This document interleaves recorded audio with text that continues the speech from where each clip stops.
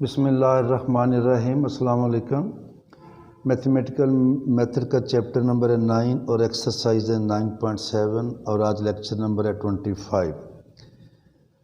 और ये एक्सरसाइज को सॉल्व करने से पहले हमें पता होना चाहिए ये रिलेटेड है ऑर्थोगोनल ट्रैजेक्टरी से। ऑर्थोगोनल ट्रैजेक्टरीज की इक्वेशंस फाइंड करनी होगी। डिफरेंशियल इक्वेशन कैसे करनी है, पहले इसकी डेफिनेशन करते हैं। और डेफिनेशन करने से भी पहले मैं एक बात ज़रा कर लूँ कि देखें, इससे पहले हमने जितनी भी ऑलरेडी डिफरेंशियल इक्वेशन की हैं वो सारी की सारी थी फर्स्ट ऑर्डर डिफरेंशियल इक्वेशन। और जब उनको सॉल्व करते थे हमारे पास एक कांस्टेंट आता था जो हम सी लगाते थे, जिसको हम आर्बिट्ररी कांस्टेंट कहते हैं। फॉर एग्जांपल अगर मैं एक इक्वेशन ले लेता हूँ कि हम एक डिफरेंशियल इक्वेशन पकड़ लेते हैं dy by D X is equal to X over Y,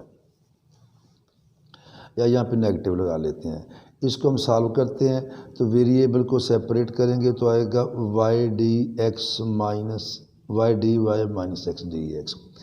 इसे जब हम इंटीग्रेट करेंगे तो हमारे पास आएगी ये सूरत हाल, y square by two minus y square by two minus x square by two plus c. ये 2 है, सी को मैं C1 कह देता हूँ। 2 से मल्टीप्लाई कर दें तो ये हो जाएगा y square is equal to minus x square plus 2C1। X square को मैं इधर ले आता हूँ। अब 2C1 है कांस्टेंट, तो इसे हम किसका नाम दे देंगे, सी का। ये जो हमारे पास इक्वेशन आई है ये इस डिफरेंशियल इक्वेशन का सॉल्यूशन है, इस वाली का। अब जो भी डिफरेंशियल इक्वेशन हमारे पास आंसर आता है जब उसको हम सॉल्व करते हैं तो उसमें एक्स वाली रकमें भी आती हैं, वाई वाली भी आती हैं और सी भी आता है। अब ये क्या है, अगर हम इस पर गौर करें, मैं सपोज करें मैं आपकी सहूलत के लिए हम सीखने के लिए सी कांस्टेंट है, हम कांस्टेंट को लिख देते हैं सी स्क्वायर। कांस्टेंट को क्या लिख देते हैं, सी स्क्वायर। सी भी लिखा रहे तो कोई हर्ज नहीं, लेकिन ये आसानी हो जाएगी। अब ये एक सर्कल है, इसका सेंटर है 0 0 और इसका रेडियस है सी। सी स्क्वायर लेंगे तो रेडियस सी होगा, सी लेंगे तो फिर यहाँ मुझे अंडर रूट डालना पड़ेगा। अब जैसे जैसे हम सी को मुख्तलिफ वैल्यूज़ जो है वो देते जाएंगे, हमारे पास मुख्तलिफ सर्कल्स आते जाएंगे। फ़र्ज़ करें ये मैंने ओरिजिन ले लिया, अगर मैं सी लेता हूँ इक्वल टू 1, मेरे पास ये सर्कल आ जाएगा। सी लेता हूँ मैं 2 के इक्वल, मेरे पास और सर्कल आ जाएगा। C3 लेता हूँ, मेरे पास और सर्कल आ जाएगा। तो देखिए ये सारे के सारे सर्कल कहाँ से हासिल हो रहे हैं, इस इक्वेशन से। एक बार मैंने लगाया C इज़ इक्वल टू 1, फिर C इज़ इक्वल टू 2, फिर C इज़ इक्वल टू 3। तो ये सारे के सारे 1 2 3 क्या है, ये इस डिफरेंशियल इक्वेशन के पार्टिकुलर सॉल्यूशंस हैं सारे के सारे। जैसे जैसे हम C को मुख्तलिफ वैल्यूज़ अलाट करते जाएंगे हमारे पास मुख्तलिफ कर्व्स आती जाएंगे। ये तो सर्कल है, कोई और कर्व भी हो सकती हैं। तो फिर C क्या कहलाएगा, C फिर यहाँ पे कहलाएगा पैरामीटर। अब हम ज़रा थोड़ा सा डेफिनेशन की तरफ आते हैं। देखें, the general solution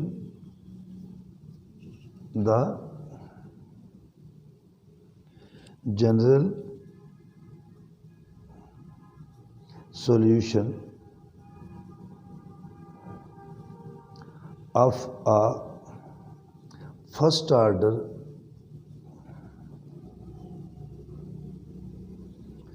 differential equation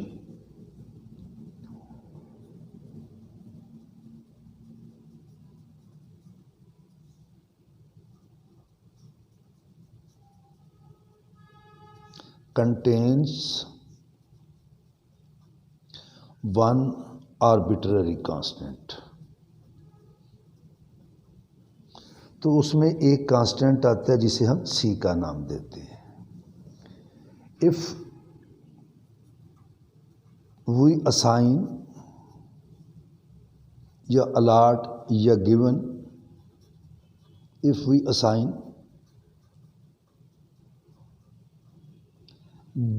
different values to this constant, ये जो हम C लगाते हैं,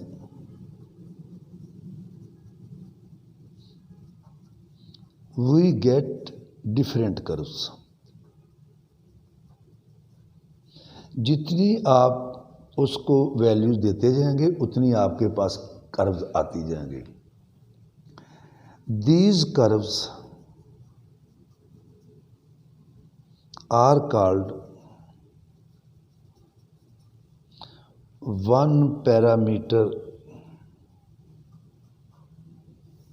फैमिली ऑफ कर्व्स। इन्हें हम क्या कहेंगे? One parameter family of curves.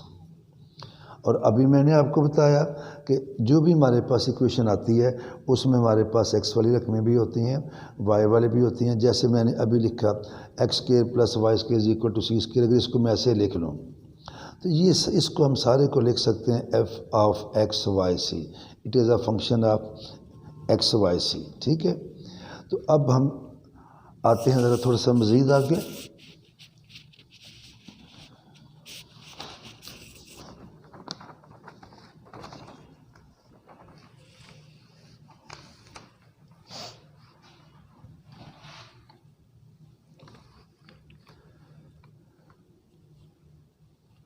अब है इफ देर इज गिवन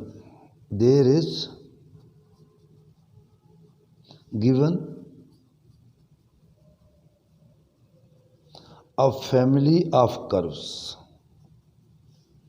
इसे हम नाम दे देते हैं f of x y c is equal to 0 and there exist an other family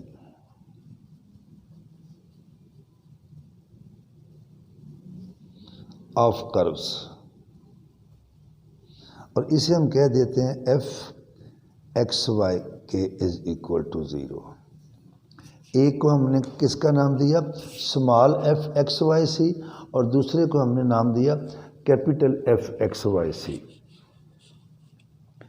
ये दोनों कर्व्स हैं, और ये जब ये सपोज करें कि ये नेबरिंग आप इनको कह सकते हैं are curve such that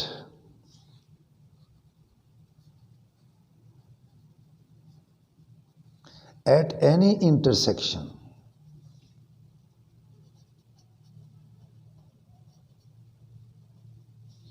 of a curve, बल्कि मैं यूं करता हूं, इसको मैं नाम दे देता हूं ये 1 का, और इस फैमिली को मैं नाम दे देता हूं 2 का। इसको मैंने किसका नाम दे दिया? ये 1 और ये, सच that at any intersection of a curve of family 1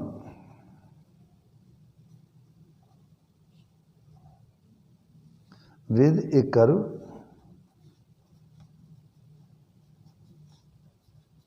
of family 2,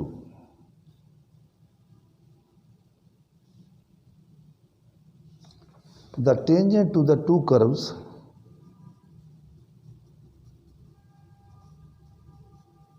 the tangents to the two curves are perpendicular,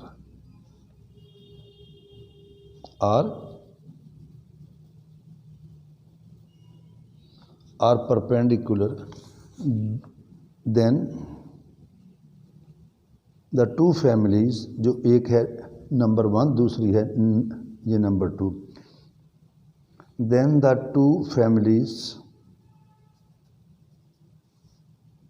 are said to be orthogonal trajectories। उसे फिर हम क्या कहेंगे? ऑर्थोगोनल ट्रैजेक्टरीज, और ये होंगी ऑफ ईच अदर।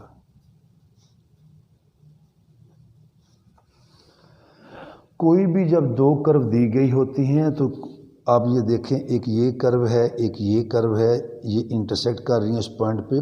तो जब हमने इस पॉइंट पे इनके दरमियान एंगल लेने हैं तो वो वही एंगल होता है जो इस कर्व का टेंजेंट ये लाइन होगी, इस कर्व का टेंजेंट ये लाइन होगी। जो टेंजेंट के दरमियान एंगल होगा वही होगा एंगल बिटवीन 2 कर्व। और अगर वो इस तरह इंटरसेक्ट कर रही हैं कि the tangent of the 2 curves are perpendicular, अगर वो टेंजेंट परपेंडिकुलर हो जाए तो फिर उन कर्व्स को हम क्या कहेंगे? Orthogonal trajectories. आगे है हमने इनको सॉल्व कैसे करने हैं। उसके लिए अब हम चलते हैं आगे। If two curves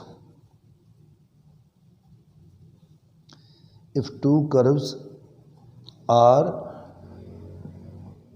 to be orthogonal, then at each point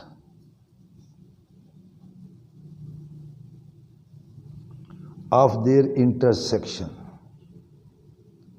at each point of बल्कि देर ना ही लिखें, एट लिख भी लें इस पर कोई फ़र्क नहीं, at each point of their intersection, ये हमने पढ़ा हुआ है, the product of slopes of two curves is equal to -1, is equal to किसके आ जाएगी, वो आ जाएगी -1। और जिस तरह हम सेकेंड ईयर में करते थे कि अगर एक वो जो दो लाइंस होती थी उनका स्लोप m1 m2 लेके उनकी प्रोडक्ट हमारे पास आती थी -1। अगर एक m2 जो है ये मालूम है तो m1 आ जाता था -1/m2। अगर एक लाइन का स्लोप 2/7 होता था तो उसकी परपेंडिकुलर का क्या आ जाता था, -7/2। तो इसी से यहाँ से फिर हम कंक्लूड करेंगे, it helps us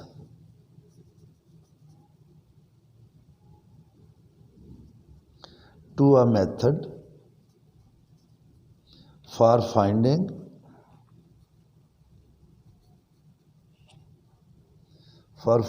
orthogonal trajectories.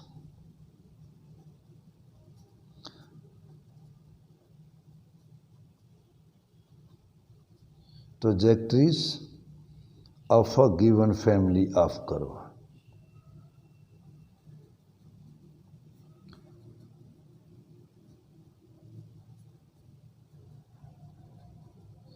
तो अब हम एंड पे आने वाले हैं, तो हम क्या करेंगे, फॉर दिस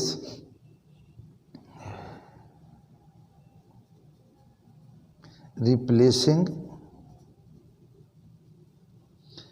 dy/dx, इसको उल्टा देंगे विद नेगेटिव साइन, उसको हम इस तरह लिख लेते हैं -dx/dy in the equation of A given family of curves. उसकी जो डिफरेंशियल इक्वेशन आएगी इन द, इधर ये भी मैं लिख देता हूँ, in the differential equation of given family of curve, उसमें जो dy/dx होगा हम रिप्लेस करेंगे -dx/dy से, and then we get differential equation of orthogonal trajectory को शॉर्टकट OT भी लिखेंगे। तो अब हम आते हैं एक्सरसाइज की तरफ या क्वेश्चन की तरफ। जो भी डिफरेंशियल इक्वेशन दी गई, जो भी फैमिली ऑफ कर्व जो है वो दी गई होगी उसको सॉल्व करेंगे, उसकी डिफरेंशियल इक्वेशन को हम फाइंड करेंगे। फाइंड करने के बाद उसमें जो भी dy/dx आएगा उसको रिप्लेस कर देंगे बाय माइनस, या उसको उल्टा देंगे विद नेगेटिव साइन। और फ़र्ज़ करते हैं हमारे पास एग्जाम्पल है, ये देखें एग्जाम्पल है हमारे पास 28, और इसमें लिखा हुआ है find the orthogonal trajectories, find, मैं OT ही लिख रहा हूँ, orthogonal trajectories of the family of curves find the orthogonal trajectories of the family of curves, और ये हमारे पास दी गई है C और E की पावर है -x/4। अब देखें एक फैमिली ऑफ कर्व्स हमारे पास दी गई है C की, हम C को मुख्तलिफ वैल्यूज़ अलाट करते जाएंगे, हमारे पास मुख्तलिफ इक्वेशंस आएंगी, उनका ग्राफ ड्रा करते जाएंगे, तो ये हमारे पास कहलाएगी ए फैमिली ऑफ कर्व। हम क्या करते हैं, इसे कह देते हैं equation number 1। First of all हम इसकी डिफरेंशियल इक्वेशन फाइंड करते हैं, तो क्या करेंगे, differentiate both sides with respect to x. तो ये हमारे पास आ जाएगा dy by D x, d by D x c e की power minus x by 4। C constant है, इसको बाहर लिख लेंगे, d by D x minus x by 4। और आपको पता है इसका आंसर भी, इसका डेरिवेटिव यही आता है, और फिर आएगा डेरिवेटिव ये पावर का, तो वो हो जाएगा -1/4। मैं ऐसे लिख देता हूँ, तो इसे हम करेंगे -1/4 सी ई की minus x by 4 d y by D x. अब ये डिफरेंशियल इक्वेशन आई है इस फैमिली ऑफ कर्व्स की। इसमें क्या करते हैं, इसमें फर्स्ट ऑफ ऑल हमने सी को एलिमिनेट करना है, क्योंकि जो डिफरेंशियल इक्वेशन दी गई होती है उसमें कांस्टेंट नहीं होता। तो यहाँ से देखें, it implies that d y by D x -1/4, ये जो सारा है सी ई की पावर -x/4 किसके इक्वल है, ये y के। इसे हम ये लिख देंगे, ये y। This is differential equation of family of curves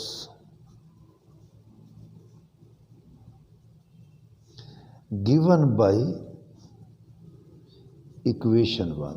तो जो स्टार्ट में इक्वेशन 1 थी, ये फैमिली ऑफ कर्व्स थी, इसकी जो डिफरेंशियल इक्वेशन आई है ये वाली है। अब हम लिखेंगे differential equation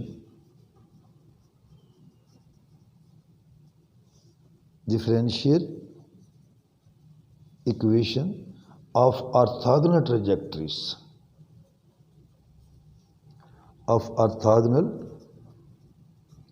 trajectories of equation 1 is, इसकी डिफरेंशियल इक्वेशन जो है वो ये वाली है। जब ऑर्थोगोनल की लेनी है तो हम इसको उल्टा देंगे विद नेगेटिव साइन, या फिर हम इसको इस तरह कर देते हैं कि d y by D x ये है -y/4, तो हम इसको उल्टा देते हैं, ये हमारे पास आ जाएगा 4/y, और जब इसके साथ वो ऑलरेडी नेगेटिव है तो फिर नेगेटिव लगाएंगे तो ये पॉजिटिव हो जाएगा। इसको हम सॉल्व करेंगे, ये आ जाएगा y dy is equal to 4dx, और इसको इंटीग्रेट कर देंगे, y dy क्या आएगा 4dx, y स्क्वायर बाई 2, इसे लिखेंगे 4x प्लस ये k1 कर लें, तो y स्क्वायर आएगा 8x प्लस 2k। इसमें हम जब कांस्टेंट लगाएंगे तो वो k लगाएंगे, तो y स्क्वायर हमारे पास क्या आ जाएगा 8x प्लस k। अब इसमें जब k को डिफरेंट वैल्यूज देंगे तो हमारे पास आएंगी ये डिफरेंट कर्व, ये हमारे पास एक फैमिली ऑफ कर्व होगी। ये फैमिली ऑफ कर्व जो स्टेटमेंट में, क्वेश्चन में जो है वो फैमिली ऑफ कर्व जो है वो दी गई, ये सारी फैमिली उस फैमिली के क्या होगी, ऑर्थोगोनल होगी। तो इसे हम लिखेंगे इज द